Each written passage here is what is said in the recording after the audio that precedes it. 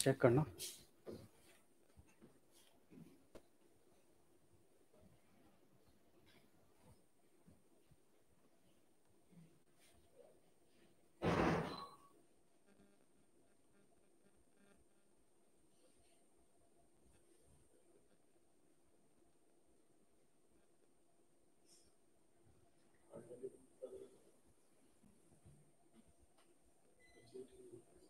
Voice वगैरह ठीक आ रही है?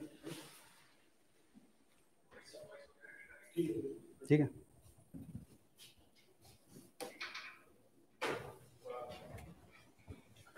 Hello everyone, yes we are live again and आज से आप सबके लिए यहाँ पे फोकस बैच हम स्टार्ट कर रहे हैं। तो उसी का आज हमारा फर्स्ट डे है जिसमें कि मैं आज आपको मॉडल्स करवाऊँ।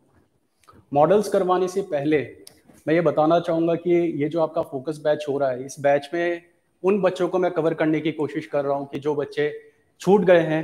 जैसे कि आपको मालूम है कि हमारे प्राइवेट क्लासेस भी चल रही है, जो प्राइवेट ऑनलाइन क्लासेस हैं, और उनकी कैपिंग हमारे पास जो रहती है वो लिमिटेड रहती है।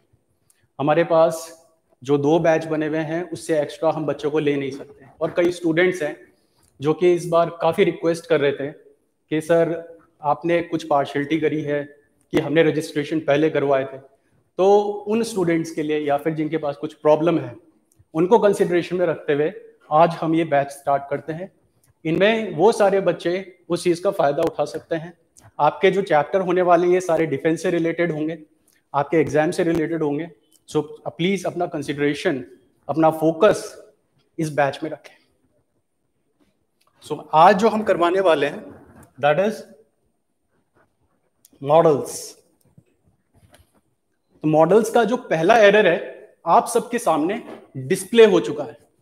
अपने जल्दी से 576 मेगापिक्सल्स वाली आई से एरर बताएं कि what is the error in this example. They must finished this work in time. Quickly answer it. Anyone?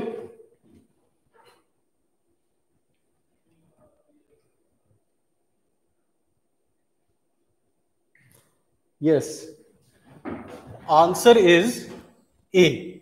चलो ठीक है, वेरी गुड, आपने आंसर सही बताया है। बट आप सबको मैं बताना चाहूंगा ये वाला जो मैंने आपको एरर करवाया, ऐसे एरर एग्जामिनर ने देना बहुत पहले बंद कर दिया है। अब ये वाले एरर नहीं मिलेंगे आपको एग्जाम में। अब जो एरर मिलने वाले हैं वो आपके कुछ अदर लेवल्स के होंगे। तो ये तो बहुत बेसिक था कि मॉडल्स है, मॉडल्स के बाद हम क्या यूज करते हैं, वर्ब की फर्स्ट फॉर्म यूज करते हैं। आपको फिनिश दिखा, आपने सीधा बोला कि यहाँ पे इस पार्ट में एरर आ चुका है। चलो मॉडल शुरू करने से पहले हम एक थोड़ा सा एक ब्रीफ अंडरस्टैंडिंग लेते हैं कि कहानी चल क्या रही है और ग्रामर है क्या और लैंग्वेज से हम किस तरीके से कनेक्ट कर सकते हैं। तो इसी बात को समझते हैं। जब भी हम कोई भी सेंटेंस फ्रेम करते हैं या कोई बात बोलते हैं, लैंग्वेज की तरह अगर समझें तो हमारे पास क्या होता है, एक वाक्य होता है। और वाक्य जिसको हम क्या बोलते हैं, एक सेंटेंस बोलते हैं। सेंटेंस तब बोला जाता है जब हमारे पास क्या हो, एक सब्जेक्ट हो, एक वर्ब हो एंड देन ऑब्जेक्ट हो। ठीक है, सेंटेंस तभी बोला जाएगा क्योंकि सेंटेंस उस ग्रुप ऑफ वर्ड को बोला जाता है जो एक कंप्लीट सेंस देता है। अगर मैं यहां पे एक बात लिखता हूं गो, ये गो वर्ब बोल इससे मालूम तो चल गया कि जाने के बारे में बात हो रही है, बट हमारा एक कंप्लीट सेंस नहीं दिया है। अगर मैं यहां पे स्टार्ट करता हूं आई से, तो हमें कोई कंप्लीट सेंस नहीं मिला। तो हमें एक बात मालूम है कि हमारा जो भी सेंटेंस की अगर फ्रेमिंग होने वाली है, जिसको हम सेंटेंस बोलते हैं, जिसको वाक्य बोलते हैं, उसको हम क्या बोलेंगे, कंप्लीट मीनिंग के साथ। अब यहाँ पे हमारे पास क्या है, एक सब्जेक्ट है, एक वर्ब है और एक ऑब्जेक्ट है। देखो बहुत ही बेसिक लैंग्वेज में, सिंपल लैंग्वेज में, क्योंकि कई स्टूडेंट्स से बोलते हैं सर बहुत ही बेसिक से करवाओ, तो आज मैं आपको बहुत ही बेसिक से समझाने वाला हूं। तो बेसिक से अंडरस्टैंडिंग है, एक दाल चावल की तरह समझ लो आप कि ये दाल चावल है। अब जो सब्जेक्ट और आपका ऑब्जेक्ट है, ये जो हमारा नाउन और प्रोनाउन चलता है, ये जो हमारा नाउन और प्रोनाउन चलता है, ये आपका दाल चावल है, ये दाल चावल है।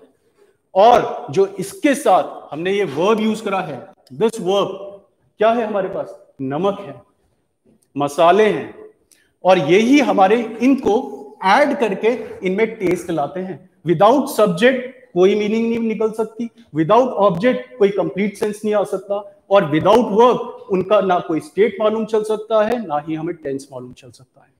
तो मतलब कि ये जो हमारे पास बीच में यूज है, ये हमें क्या बताता है, एक स्टेट भी बताता है और स्टेट के साथ साथ टेंस भी बताता है। Is it clear? इतनी बात सबको समझ में आ रही है?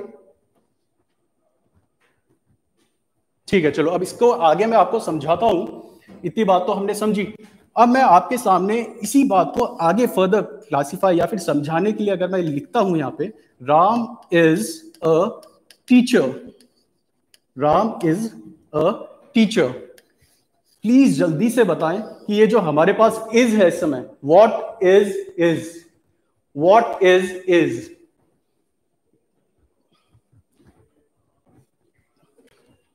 जल्दी से इज बताएं।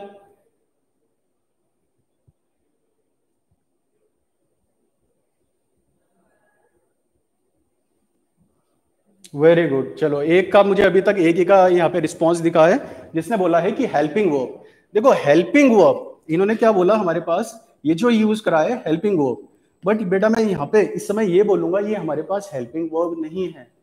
इसकी ना डुअल पर्सनैलिटी होती है, दो पहचान होती है, अलग अलग पहचान में अलग अलग तरीके से चेहरा दिखाता है ये वो।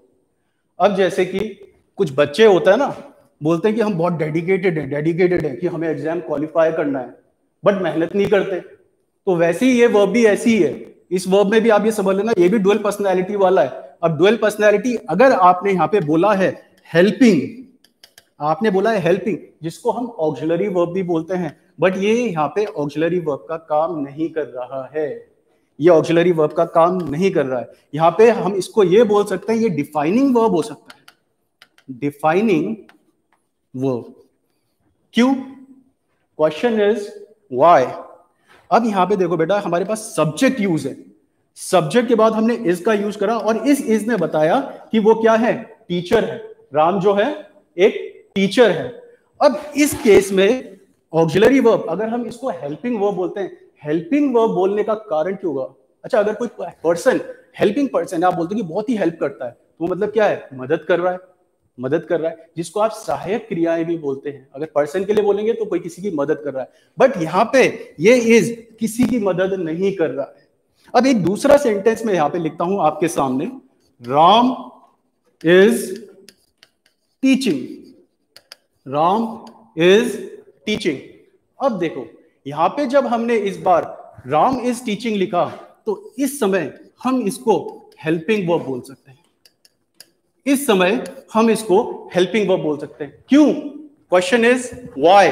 क्योंकि यहां पे ये जो हमारे पास इज है, इस समय ये हेल्प कर रहा है एक मेन वर्ब की जिरंड फॉर्म को, एक मेन वर्ब की जिरंड फॉर्म को।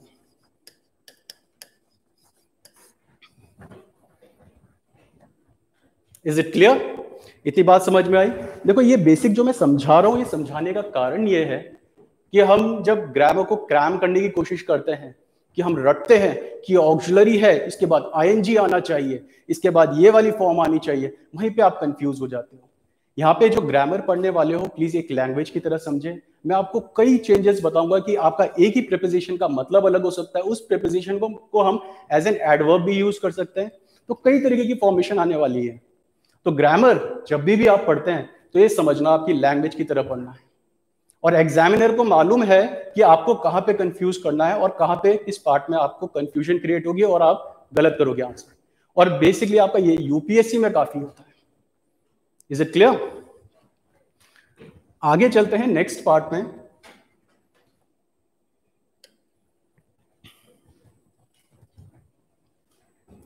वर्ब के बारे में हम शुरू कर रहे थे। तो जो वर्ब है, वर्ब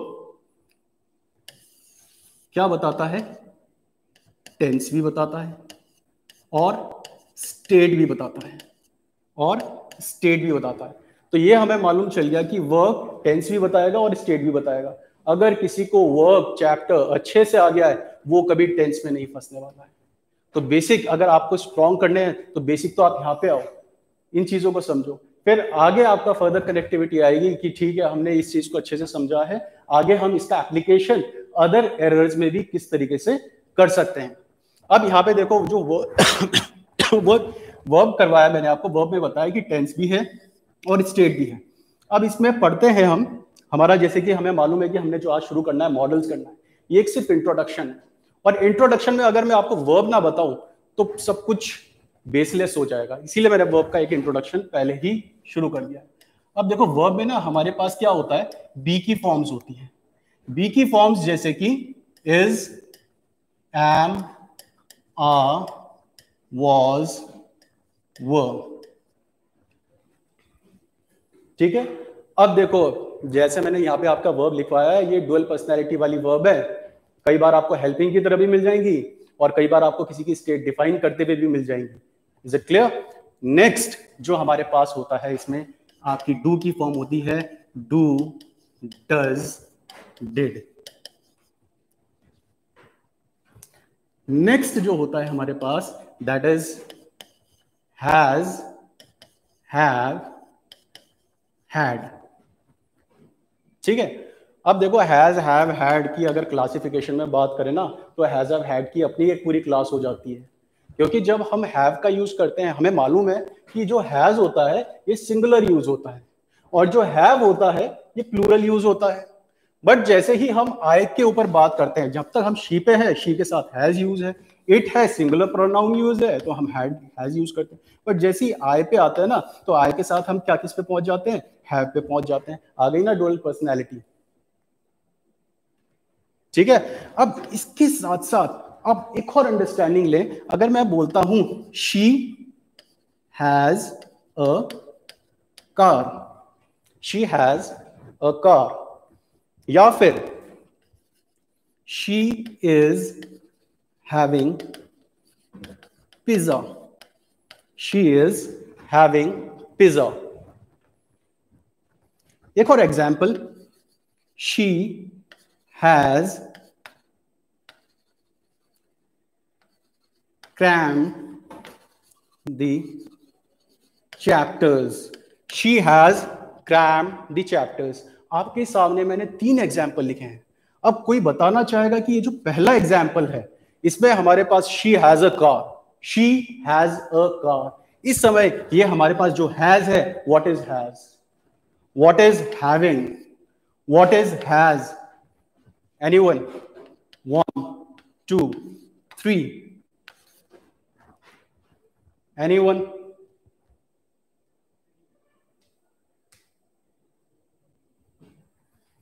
Anyone? जल्दी से आंसर करें। पार्टिसिपेशन, देखो मैं स्टार्टिंग से एक बात बोलता आ रहा हूं, participation is a necessary thing if you really want to qualify your exam और you really want to groom your personality. So participate जरूर करें। सो पार्टिसिपेशन, यहाँ पे देखो हमारे पास कुछ नहीं है, मैं यहाँ से आपको नहीं देख सकता बट आप मुझे देख सकते हो। जब आप देख सकते हो तो प्लीज यहाँ पे जवाब जरूर दें, मैं यहाँ पे आपके आंसर्स देख रहा हूं।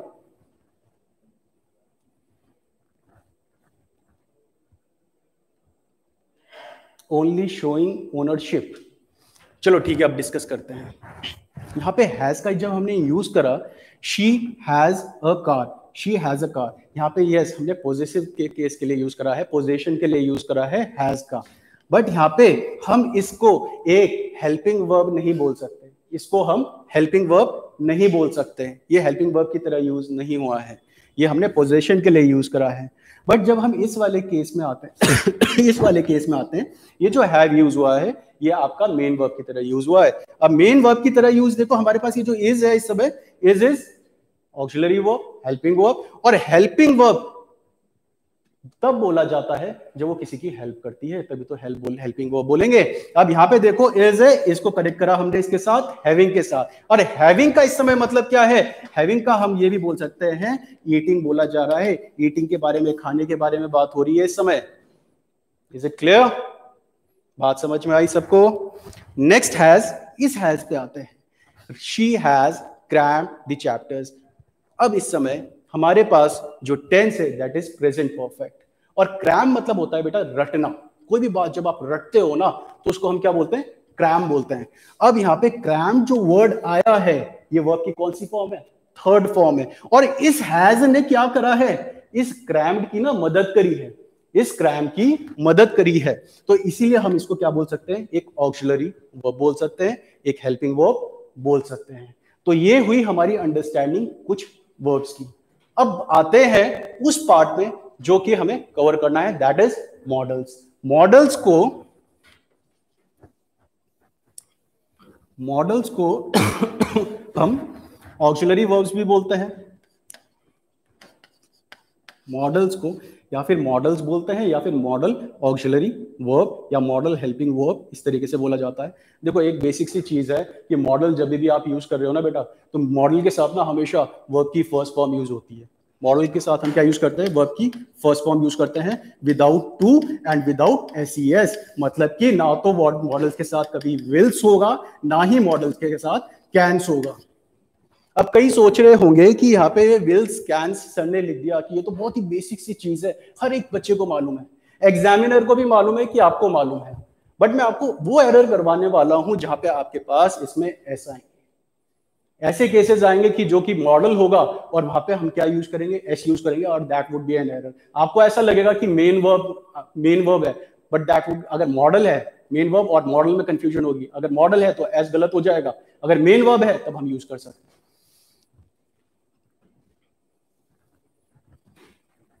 दूसरी बात जो हमें याद रखनी है, दैट इज मॉडल के साथ अगर हैव यूज होता है तो हम क्या यूज करते हैं, वर्ब की कौन सी फॉर्म यूज करते हैं, थर्ड फॉर्म यूज करते हैं। मॉडल के साथ हम वर्ब की फर्स्ट फॉर्म यूज करते हैं, अगर मॉडल के साथ हैव यूज है, in that case we use third form of verb. Is it clear? बात सबको समझ में आ रही है? वेरी गुड, ठीक है, कईयों के रिस्पॉन्स दिख रहे हैं यहाँ पे। सो मॉडल्स है, वर्ब की फर्स्ट फॉर्म है, मॉडल है, हैव है, वर्ब की थर्ड फॉर्म। अब मॉडल्स होते क्या क्या है, मॉडल्स होते क्या क्या है? अब मॉडल्स जब भी बात होती है ना, तो मॉडल्स के लिए हमारे पास क्या आता है, basic can, could, may, might, shall, should, would,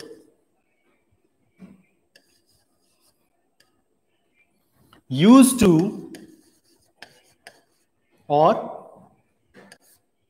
ought to, use to और ought to। तो बेटा जितने भी ये मॉडल्स मैंने आपके सामने लिखवाए हैं, जितने भी मॉडल्स लिखे हैं मैंने आपके सामने, इन सब के साथ हम क्या यूज करने वाले हैं, वर्ब की फर्स्ट फॉर्म। जितने भी मॉडल्स होंगे उन सब के साथ हमारा क्या यूज होगा, वर्ब की फर्स्ट फॉर्म यूज होगी। अब समझने वाली बात क्या है कि एग्जामिनर आपको किस तरीके से एरर दे सकता है। अब देखो एरर जब भी आपका ये यूज टू होता है, पास्ट के लिए यूज होता है। मैं आज आपको एक एक्सप्लेनेशन नहीं दूंगा, बट एक चीज बता देता हूं कि यूज टू वाले केस में आपके पास कई बार एरर आता है, क्योंकि यूज टू का यूज हम एज अ मॉडल भी कर सकते हैं और एज एन एडजेक्टिव भी कर सकते हैं। For example, she used to attend class in time, in time.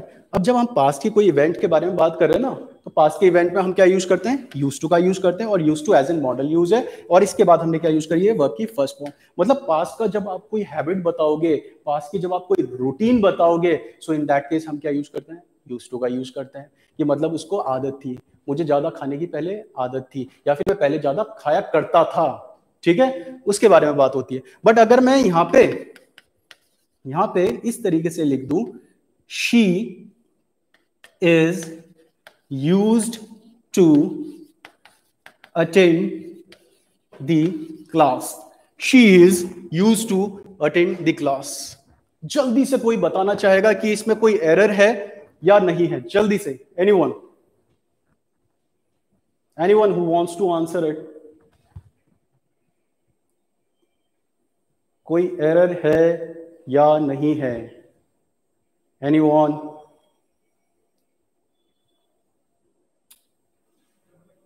जितने भी लाइव दिख रहे हैं इनमें से ही कोई आंसर कर दें अगर आपने पहले पढ़ा है।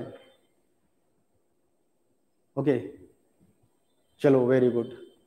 रवि का आंसर आ चुका है, रवि ने बोला है इज द एरर, और नवनीत ने बोला है अटेंड। देखो यहाँ पे जब हमने यूज करा ना यूज टू का, use two is a model, तो यहाँ पे कोई एरर नहीं है। इसमें कोई एरर नहीं था, क्योंकि मॉडल के साथ हम क्या यूज करते हैं, वर्ब की फर्स्ट फॉर्म यूज करते हैं। बट यहाँ पे जैसे ही हम आए ना, तो यहाँ पे अगर आप करेक्ट करना चाहते हो तो इसको हटा दिया आपने। बट यहाँ पे एग्जामिनर आपसे ये बात नहीं बोल रहा है, एग्जामिनर ये देखना चाह रहा है कि एग्जामिनर ने इस तरीके से डिवाइड कर दिया है, इस तरीके से। अब देखो जब हम शी के बाद इस पे आए, हमें कोई एरर नहीं मिला है, क्योंकि शी के साथ हम इसका ही यूज करते हैं।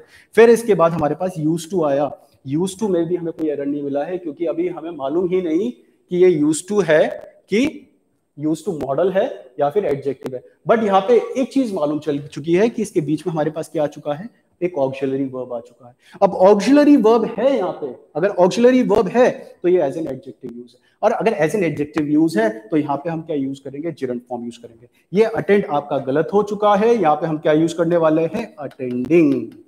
यहाँ पे करेक्ट क्या होगा, अटेंडिंग, अटेंडिंग। अगर किसी बच्चे को कंफ्यूजन हो रही है कि सर यूज टू को हम कैसे पता लगाएं कि एक एडजेक्टिव है कि या फिर एक मॉडल है, तो एक बेसिक सी चीज है कि अगर जब भी हम मॉडल का यूज करते हैं, मॉडल हमेशा एक सब्जेक्ट के बाद यूज होता है। I will, she will, I can, she can.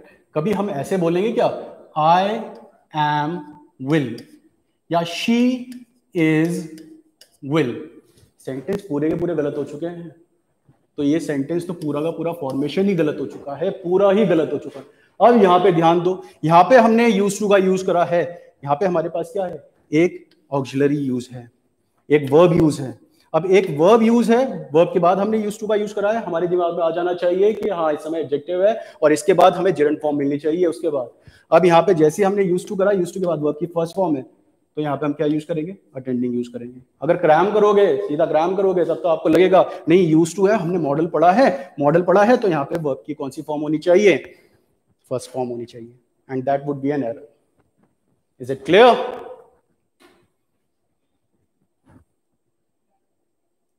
Okay, next part, next is ought to।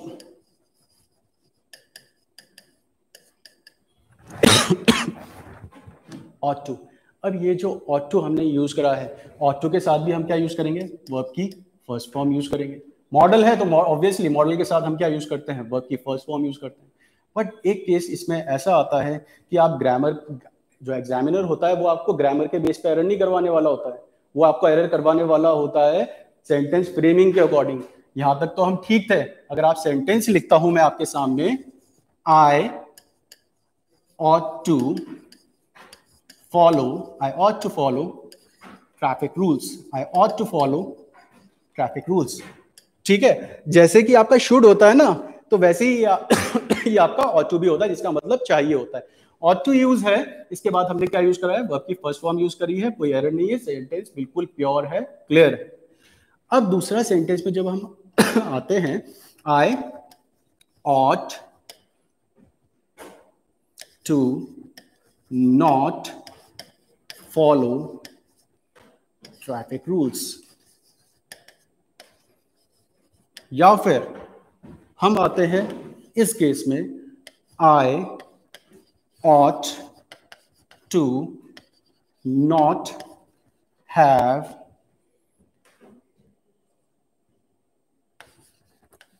looked down upon him। Look down upon मतलब होता है किसी को नीचा दिखाना, किसी को नीचा दिखाना। अब जल्दी से कोई बताए कि हमारे पास ये जो क्वेश्चन नंबर 2 है और क्वेश्चन नंबर 3 है, इसमें एरर क्या होगा, एनीवन? वेरी गुड, 2 के आंसर तो हमें मिल चुके हैं, सूरज ने आंसर बता चुके हैं, नवनीत ने भी आंसर करेक्ट बताया है, वेरी गुड। अब देखो यहाँ पे फ्रेमिंग पे बेस्ड एरर आ चुका है। हम पढ़ते हैं ought to का मॉडल की तरह यूज होता है, और उसके बाद हमने नॉट यूज करा, क्या क्या गलती हुई है, विल नॉट भी तो होता है, कैन नॉट भी होता है, तो हमें लगता है कि नहीं ये भी सही है, बट यहाँ पे एरर हो चुका है। यहाँ पे जब भी आपका नेगेटिव फॉर्म में जाएगा ये ought to, तो ought to वाले केस में आपको ये बात याद रखनी है, ought not to, ought not to, मतलब not का यूजेज सीधा ought के बाद होने वाला है, फिर उसके बाद हमने वर्ब की फर्स्ट फॉर्म यूज करी। अब ये सेंटेंस करेक्ट है। अदरवाइज अगर हम ये वाले फॉर्मेशन में जाते हैं, बिल्कुल स्ट्रिक्ट हो जाते हैं कि नहीं ought to यूज है, ought to पढ़ा है, ought to रटा है, तो ought to ही यूज करेंगे और ought to के बाद ही not यूज होगा, that would be an error, वो गलती होगी। तो यहाँ पे देखो next is ought not to have, ought है, ought के बाद क्या आ जाएगा, ये not आएगा, not to have looked down upon him, I ought not to have looked down upon him. Look down upon मतलब होता है नीचा दिखाना। तो यहाँ पे अगर have से भी आ रखा है तो have से भी हम क्या यूज करने वाले हैं, ought के बाद not का यूज होगा, देन to यूज होगा, और have यूज है। स्टार्टिंग में ही मैंने एक बात बताई थी कि आपका have यूज है तो हम क्या यूज करने वाले हैं, वर्ब की थर्ड फॉर्म का यूज करेंगे। तो यहाँ पे आपकी वर्ब की थर्ड फॉर्म यूज करा है, ये आपकी फ्रेज है, इसका मतलब होता है लुक डाउन अपॉन, किसी को नीचा दिखाना। तो बात जो बोली जा रही है कि मुझे उसको नीचा नहीं दिखाना चाहिए था, मुझे उसको नीचा नहीं दिखाना चाहिए था। Is it clear? हम शुड से भी यूज कर सकते हैं, बट जब भी हम ought to का यूज करते हैं ना, तो ought to का यूज तब होता है जब कोई मॉरल ऑब्लिगेशन होता है, नैतिकता वाली बात होगी ना, तब ought to का यूज होता है। वैसे अगर एडवांस इंग्लिश में जाए जो अभी चल रही है, तो वहां पे हम ought to का यूज नहीं करते हैं। मतलब कई देखा है आपने, आज के टाइम में सब क्या यूज करते हैं, शुड का यूज ही करेंगे, विल का यूज ही करेंगे, जैसे शैल भी आपका यूजेज में नहीं होता है, बहुत कम होता है। तो वैसे ही आपका ये ought to है, इसमें आपकी ये बेसिक फॉर्मेशन रहती है जिस पे बेस्ड आपके एरर्स आते हैं। Next is need dare, need dare. इस पे बेस एग्जाम में आपके पास कई बार एरर आते हैं और कई बार आप गलती करते हो। जो नीड और डेयर होता है, ये एक मेन वर्ब होता है, एक मेन वर्ब होता है, बट ये एक आपका मॉडल भी होता है, ये आपका एक मॉडल भी होता है। अब मॉडल है तो मॉडल के साथ तो हम क्या यूज करते हैं, वर्ब की फर्स्ट फॉर्म यूज करते हैं, और मॉडल में कभी पास्ट फॉर्म में नहीं जाते। अगर मैं यहाँ पे अगर ऐसे लिख दूं नीडेड, तो वो गलत हो जाएगा, अगर मैं डेड लिख दूं तो वो गलत हो जाएगा। बट इस वाले केस में हम कर सकते हैं, नीडेड सही हो जाएगा, डेड सही हो जाएगा। अब मालूम कैसे चलेगा कि ये हमारे पास मॉडल है या मेन वर्ब है?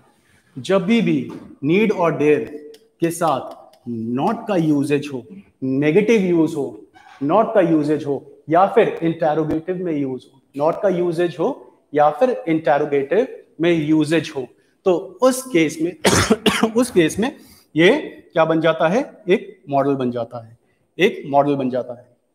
Is it clear? अब मैं आपको समझाता हूं कुछ एग्जाम्पल से। अब एग्जाम्पल जो मैं आपके सामने फ्रेम करने वाला हूं,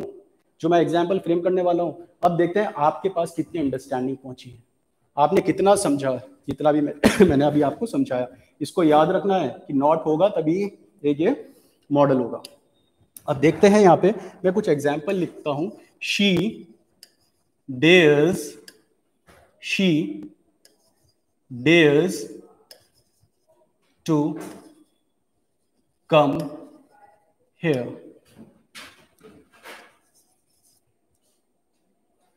Ram dares not to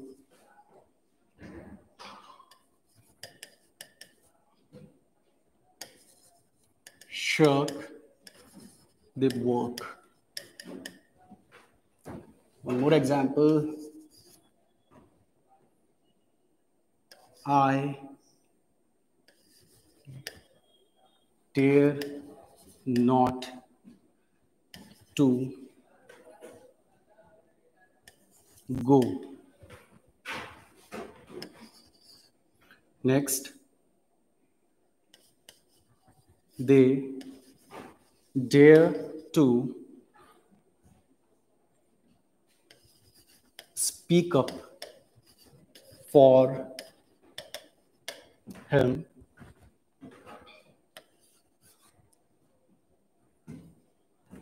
You dare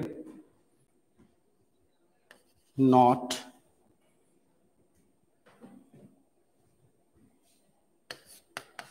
flunk the exam। जल्दी से बताएं, मैंने आपके सामने कुछ एग्जाम्पल्स फ्रेम करे हैं। सूरज का एक आंसर आ चुका है। सूरज ने बोला है डेयर टू। हम क्या क्या यूज करेंगे? Dare not to. चलो, पहला जो हमारे पास एरर है, मैंने आपके सामने क्या लिखा है? She dares to come here. She dares to come here. अब ये जो डेयर्स है, ये जो हमारे पास डेयर्स है, डेयर्स है as a main verb use है, as a main verb use है। और as a main verb use है तो हम इसके साथ एज का यूज कर सकते हैं। जैसे देखो, हमारे पास मेन वर्ब में हम ये समझते हैं, ये हमारे पास मेन वर्ब है गो। अब गो के साथ तो हम गोज भी तो यूज करते हैं। समझ में आ रहा है? तो अगर ये मेन वर्ब है तो इसमें एस का यूज हो सकता है। और यहाँ पे हमें मालूम चल गया इसमें हमारे पास नॉट का यूज नहीं है, तो ये मेन वर्ब है और एस का यूज सही है और टू का यूज भी सही है। Next example, next example, second one is not a model, it's a verb। Very good, ठीक है। देखो next, Ram subject, then dares not. क्या यूज करा है हमने? Dares not. अगेन फिर से एरर क्या आ चुका है? हम कभी विल्स नहीं करते हैं, ना ही हम कभी कैंस करते हैं, ना ही हम कभी शुड्स करते हैं। कभी मॉडल्स के साथ कभी हमने एस का यूज नहीं करा है, नहीं होता है कैंस। तो ये वैसे ही हमने यहाँ पे नॉट लगते ही मॉडल बन चुका है, और मॉडल बन चुका है तो ये एस हमारा गलत हो चुका है। यहाँ पे हम क्या करेक्ट करेंगे? Ram dare not to shirk the work. Ram dare not to shirk the work. ठीक है? I hope everybody is getting what I am trying to से।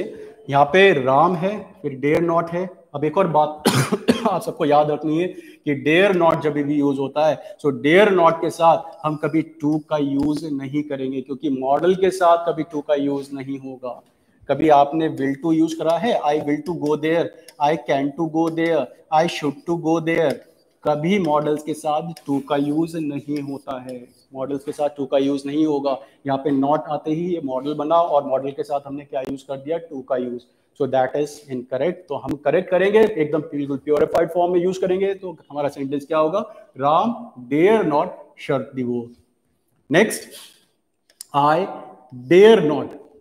हमारे पास सेंटेंस में एक मॉडल आ चुका है, तो यहाँ पे हम क्या यूज करेंगे? I dare not go. Next, they dare to speak up for him. Dare के साथ कोई नॉट का यूज नहीं है। यहाँ पे हम इसको कैसे यूज करा है? As a main verb use करा है, as a main verb use करा है, so it is correct. So they dare to speak up for him, sentence is correct. Sentence में कोई एरर नहीं है। Second one is not a model.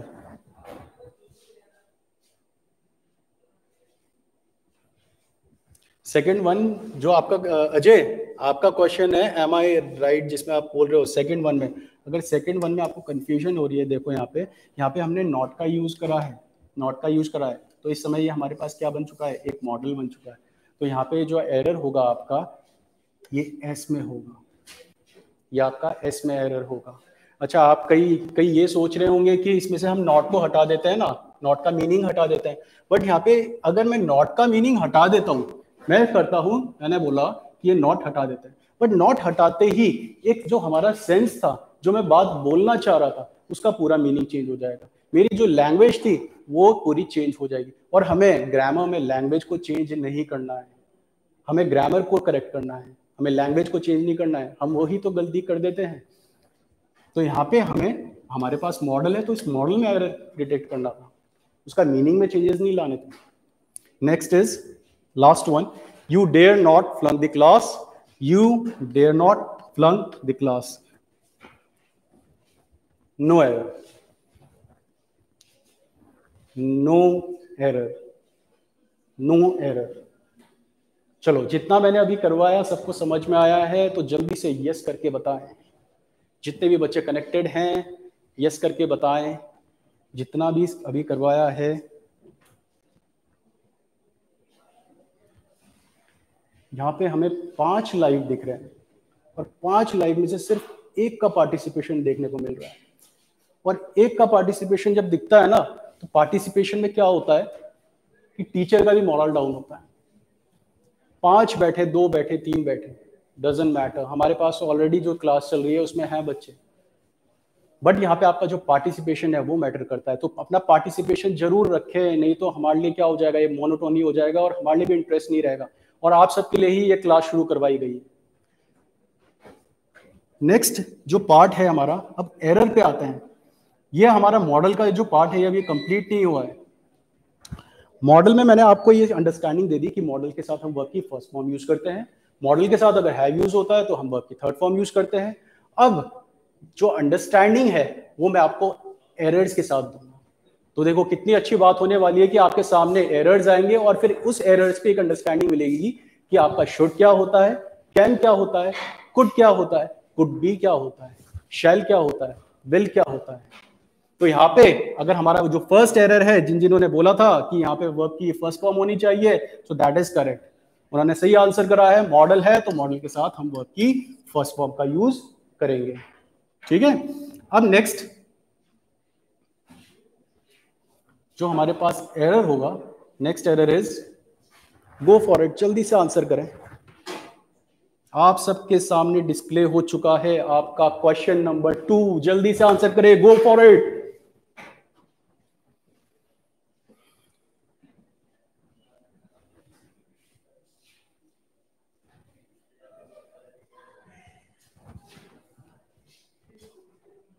Quickly answer it, अभी तक मुझे किसी का आंसर नहीं दिखा है। जल्दी से आंसर करें, इसमें जल्दी से आंसर करके बताएं।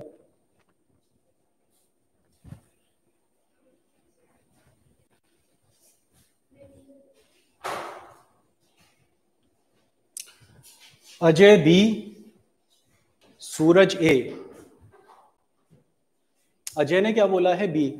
अजय क्या हो गया, पढ़ाई छूट गई है क्या? आपने तो वो ऐसा एरर कर दिया जो बहुत बेसिक एरर है, आपके लिए बहुत बेसिक होना चाहिए था।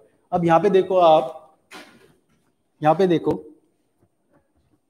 Would you work hard you will get the gold medal in the next Olympic.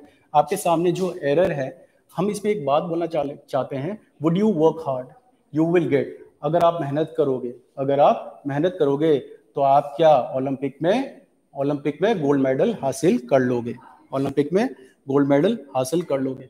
अब यहाँ पे एरर जो है आपका वुड पे बेस्ड है, वुड का यूज है, so would is incorrect, would is incorrect, क्योंकि यहाँ पे हम क्या यूज करने वाले हैं, हम यूज करेंगे should. Should is correct, if is correct, ये आपके सही होंगे, क्योंकि यहाँ पे हम एक कंडीशन डालना चाहते हैं, यहाँ पे हम एक कंडीशन डालना चाहते हैं। और शुड जैसे कि हम पढ़ते हैं कि शुड मतलब क्या होता है, चाहिए के लिए यूज करते हैं। आप बोलते हो मुझे पढ़ना चाहिए, आई should study, I should study. और मुझे इंग्लिश पढ़नी चाहिए, आई शुड स्टडी इंग्लिश। ये हो गया हमारा एक कंप्लीट सेंटेंस, जिसकी मैंने आपको अंडरस्टैंडिंग शुरुआत में ही दे दी थी। ये आया हमारे पास कंप्लीट सेंस के साथ, इसको हम सेंटेंस बोल सकते हैं। So I should study English, subject use है, मॉडल यूज है, बाकी फर्स्ट फॉर्म यूज है, देन ऑब्जेक्ट यूज है। क्लियर? अब शुड का यूज हम और तरीके से भी करते हैं। शुड का यूज एज अ कंडीशनल भी यूज करते हैं, जैसे कि आपका यूज होता है इफ का, जैसे कि आपका यूज होता है इफ का। तो इफ की तरह हम यहाँ पे यूज करना चाहते थे शुड को। Should equal to if. अगर मैं यहां पे बोलता हूं ना, अगर मेहनत करोगे तो एग्जाम क्वालिफाई कर लोगे, अगर मेहनत करोगे तो एग्जाम क्वालिफाई कर लोगे। If you work hard you will qualify, you will qualify your exam. If you work hard, you will qualify your exam. यहाँ पे हम if की जगह should का यूज भी कर सकते हैं, if की जगह हम should का यूज भी कर सकते हैं। बट यहाँ पे अगर आपको would का यूज मिल जाएगा या फिर आपको could का यूज मिल जाएगा, that would be incorrect। और एग्जामिनर कई बार आपको ऐसी एरर भी दे देता है कि वहां पे would का यूज कर दिया, could का यूज कर दिया, बट कंडीशनल में हम सिर्फ should का यूज करते हैं, तो should is correct but would and could is incorrect। तो यहाँ पे हम क्या यूज करेंगे, इस तरीके से फॉर्मेशन। और एक फॉर्मेशन में और ध्यान देना, जब भी एज ए कंडीशनल यूज होगा तो कंडीशनल की एक पूरा एक अपने आप में एक चैप्टर है। तो कंडीशनल का एक छोटा सा एक पॉइंट मैं आपको यहाँ पे बता देता हूँ कि यहाँ पे अगर हम एज ए कंडीशनल यूज कर रहे हैं तो कंडीशनल के बाद आपका कौन सा टेंस यूज होगा, प्रेजेंट इंडेफिनिट। हम क्या यूज करेंगे, प्रेजेंट इंडेफिनिट। और प्रेजेंट इंडेफिनिट के बाद हम कॉमा एज ए कंजंक्शन का यूज करेंगे, कॉमा एज अ कंजंक्शन। और जो इसके बाद टेंस यूज होने वाला है हम क्या यूज करते हैं, फ्यूचर इंडेफिनिट, फ्यूचर इंडेफिनिट। तो जो फॉर्मेशन रहने वाली है बेटा आपकी कुछ इस तरीके की रहने वाली है। जो फॉर्मेशन होगी वो इस तरीके की होगी कि शुड है, शुड के बाद हमने प्रेजेंट इंडेफिनिट का यूज करा, देन फ्यूचर इंडेफिनिट का यूज करा। क्लियर? एक सेंटेंस में अगेन आपके सामने लिखता हूं, देखते हैं कितने स्टूडेंट्स सही आंसर करते हैं। लेट्स सी कितनों को समझ में आया। अभी मालूम चल जाएगा कि कितनों ने अंडरस्टैंडिंग ली है। कुड,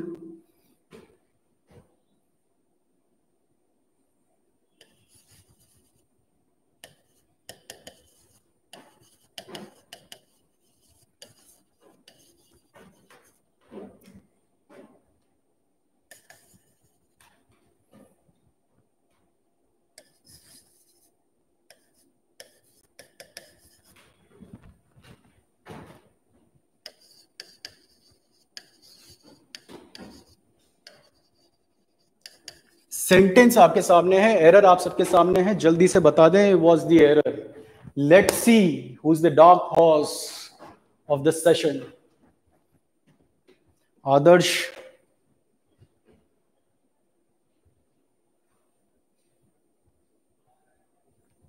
जल्दी से बताएं,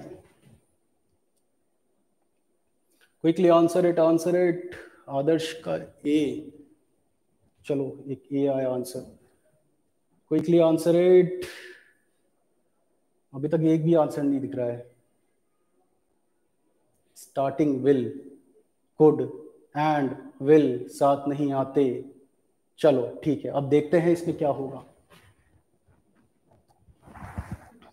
यहाँ पे जो आपका एरर है बेटा, एरर इज इन कुड पे एरर आ चुका है।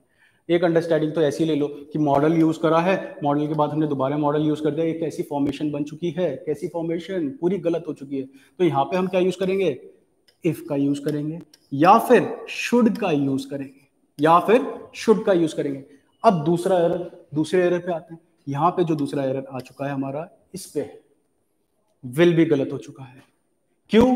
क्योंकि मैंने अभी आपको थोड़ी देर पहले ही क्या बात बोली थी कि शुड है, तो शुड के बाद हम क्या यूज करते हैं, क्या यूज होता है आपका, क्या यूज होता है, प्रेजेंट इंडेफिनिट, प्रेजेंट इंडेफिनिट। और यहां पे क्या आपको देखने को मिल रहा है, प्रेजेंट इंडेफिनिट, ये तो फ्यूचर इंडेफिनिट मिल चुका है, ये फ्यूचर इंडेफिनिट। अब देखो आप क्या करते हो, सीधा आप ट्रांसलेशन कर देते हो कि अगर आप ये क्लास अटेंड करोगे, अगर आप ये क्लास अटेंड करोगे, अगर आप ये क्लास अटेंड करोगे, so if you will attend this class, if you will attend this class, ये सेंटेंस गलत हो जाएगा।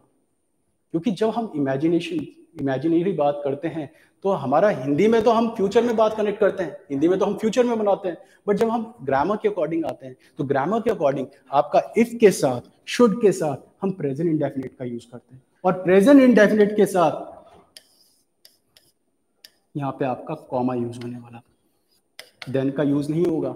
हमें आदत होती है ना, तो अगर तुम ये क्लास अटेंड करोगे तो मतलब देन, गलत हो चुका है। तो यहां पे हम क्या यूज करेंगे, कॉमा यूज करेंगे एज अ कंजंक्शन, और इसके बाद जो यूज होगा आपका, that is future indefinite, that is future indefinite. इतनी बात सबको समझ में आई तो जल्दी से बताएं, कोई भी कंफ्यूजन, कोई भी डाउट किसी भी पार्ट में, जल्दी से क्वेश्चन।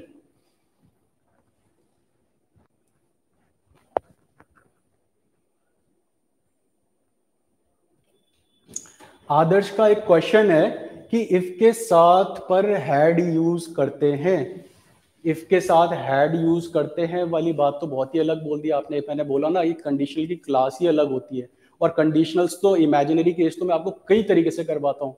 इमेजिनरी एक्शन होंगे आपके, इमेजिनरी पोजीशन होंगे, इमेजिनरी स्टेटस होगा।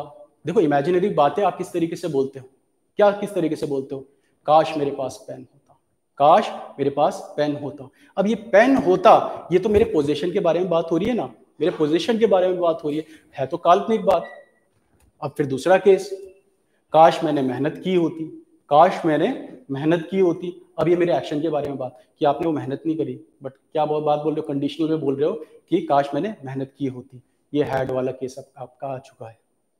फिर आप बोलते हो ये आपका एक इमेजिनरी एक्शन हुआ, आपका एक इमेजिनरी आपका इमेजिनरी एक्शन, आपका इमेजिनरी पोजीशन और एक इमेजिनरी स्टेटस होता है।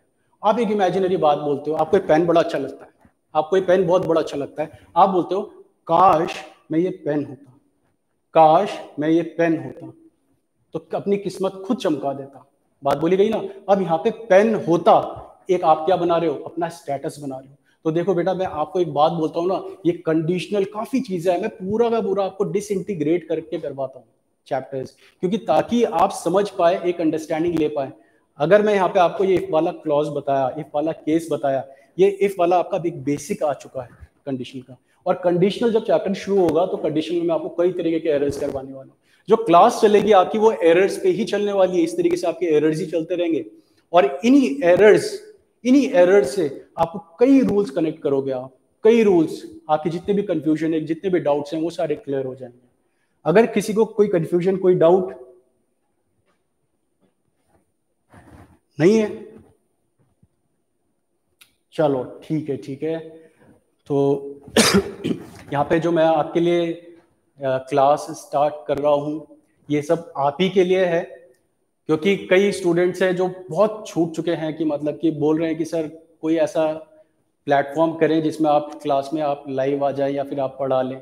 और अगर हम कोई प्राइवेट चैनल में भी पढ़ाते हैं तो उसमें भी एक कैपिंग होती है, उसमें लिमिटेड बच्चों को ही पढ़ा सकते हैं। ज़्यादा बच्चों को कवर करेंगे तो कुछ ना कुछ लैगनेस आ रही है उसमें। तो ये जो आपका प्लेटफॉर्म है, इसको आप एनकैश करें, ठीक है। और ये कोरोना टाइम में, जब आपका लॉकडाउन था, उस समय हमने काफ़ी स्टूडेंट्स को पढ़ाया और काफ़ी ने एग्जाम भी क्वालिफाई कराए। और ये कई स्टूडेंट्स भी रहे हैं जिनका एग्जाम क्वालिफाई नहीं हुआ है, ठीक है। तो जितनों ने भी कॉल करा है उनके लिए कॉन्ग्रेचुलेशन, जिनका एग्जाम क्वालिफाई हुआ है। और जिनका नहीं हुआ है तो प्लीज डिसअपॉइंट ना हो, क्योंकि आपके पास आगे अपॉर्चुनिटीज और भी हैं, ठीक है। तो अपना जो फोकस है क्लास में रखें, ध्यान दें। ऐसा नहीं है कि मैं आपको बोलूंगा कि यहीं पे आओ और पढ़ो, आप जहां से भी पढ़ रहे हो पढ़ो, बट अपना एग्जाम, अल्टीमेटली रिजल्ट मिलना जरूरी है। जो मैटर करता है वो आपका रिजल्ट होता है।